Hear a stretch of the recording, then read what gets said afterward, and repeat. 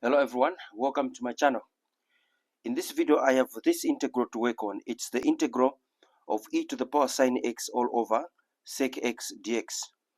Now, so what do we do? How do we approach this? Well, looking at sec x, perhaps it would be a good place to start from, because sec x has its own definition, as you'll see shortly. So basically what we're saying is we have the integral of e to the power sine x, and we're dividing this by sec x dx. Now, by definition, sec x is 1 over cosine x. So this is the same as the integral of e to the power sine x all over 1 over cosine x dx. Now let's work on this expression. We simplify it on a separate page. If you'll allow me to do that, I want to work on e to the power sine x divided by 1 over cosine x. Remember, this is the same as e to the power sine x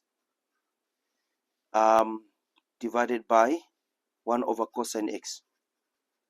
Changing the division sign to multiplication, we have e to the power sine x times cosine x over 1. What does this simplify to? It simplifies to e to the power sine x cosine x. So basically we're saying that this expression here is just e to the power sine x cosine x. So this is going to be equal to the integral of e to the power sine x cosine x dx. Nice. So now we have to use u substitution.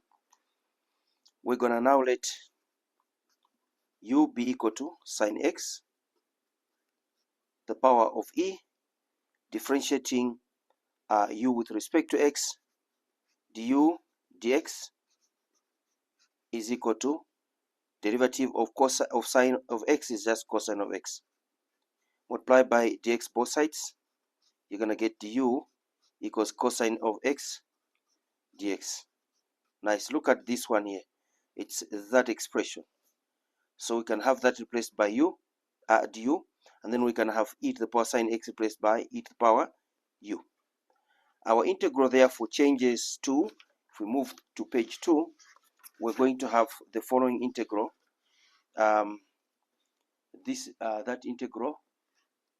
That integral there must change to, let me align the papers here. It must change to the integral.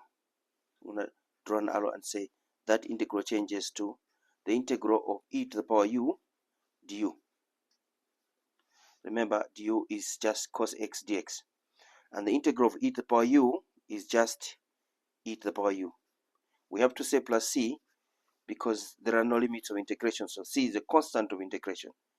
But we have to revert to our original variable, which is x. And what is the connection between u and x? Over here you can see u is equal to sine x. So this changes to e to the power sine x, and then plus our constant of integration. That should be the end of our integral. So this is the final solution to our integral. Let me just remind you the integral we have been working on. It's this integral here. It's this integral here. A simple trick to work on the definition of secant of x as 1 over cosine of x, as you can see on page 1, 1 over cosine of x, and then we simplified this to get that, and u substitution produces that as our final solution. All right, I hope you found that useful. I'll see you in the next one.